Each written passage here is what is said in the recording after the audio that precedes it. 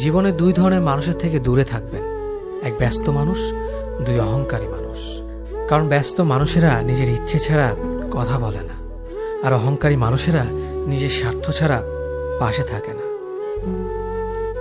কিছু কিছু সম্পর্ক শেষ হয়েও হয় না। একজন হয়তো অনেক বদলে যায়, কিন্তু অন্যজন সেই সম্পর্কের বোঝাটা বয়ে বেড়ায় সারা জীবন। যে তোমাকে ভালোবাসে তাকে কখনো ঘৃণা করবে না, যে তোমাকে বিশ্বাস করে তাকে কোনোদিনও ধোঁকা দিও না। সব সহ্য করা যায়, কিন্তু প্রিয় মানুষের অবহেলা সহ্য করা যায় না। একতরফা ভালোবাসাগুলো এমনই হয়, একজন পাগলের মতো ভালোবেসে যায়, আর একজন পাগল ভেবে শুধু অবহেলা করে যায়। অনুভূতি, ভালোবাসা, মায়া এগুলো যত কম প্রকাশ করবেন, মানুষ আঘাত করার সুযোগ তত কম পাবে। কোনো অভিযোগ নেই, আর কখনো থাকবেও না। আছে শুধু অভিমান, যা কখনো বলবো না। সময়ের সাথে যদি কোনো সম্পর্ক নষ্ট হয়ে যায়, তাহলে বুঝে নিও সে সম্পর্কে ভালোবাসা নয়, প্রয়োজন ছিল। সম্পর্ক কখনো তৃতীয় ব্যক্তির জন্য ভাঙে না। সম্পর্ক ভাঙে তার জন্য যে তৃতীয় ব্যক্তিকে প্রশ্রয় দিয়েছে। সত্যিকারের ভালোবাসার মানুষ তো সেই যে ঠান্ডা লাগা গলা আর কান্না ভেজা গলার পার্থক্যটা বোঝে। আঘাত ছাড়া জীবনে কখনো উন্নতি করা যায় না।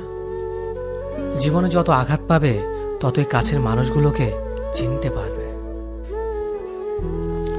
কাউকে মারার জন্য বিষের প্রয়োজন হয় না, ছোট ছোট অবহেলাগুলোই যথেষ্ট। গুরুত্ব তাকেই দিও যে তোমার মূল্যটা বোঝে।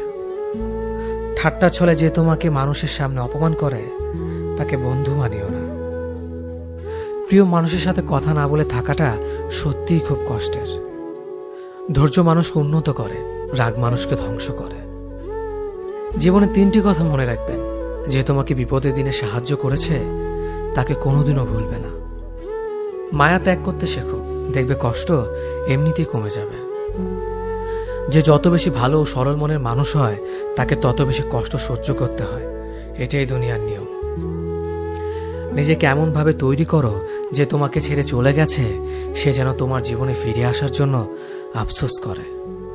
এই শহরে ক্ষণিকের জন্য হাত ধরার মানুষের অভাব হয় না, শুধু অভাব হয় হাত ধরে শেষ পর্যন্ত দাঁড়িয়ে থাকার মানুষের। সময় একদিন বুঝিয়ে দেবে তুমি কাকে খুঁজতে গিয়ে কাকে হারিয়েছ। যাকে তুমি ভাববে প্রিয়জন, সে তোমাকে বুঝিয়ে দেবে তুমি ছিলে তার প্রয়োজন। মানুষের জীবনে যে জিনিসটা থাকা সবচেয়ে বেশি প্রয়োজন, তা হলো ধৈর্য। সময় কখনো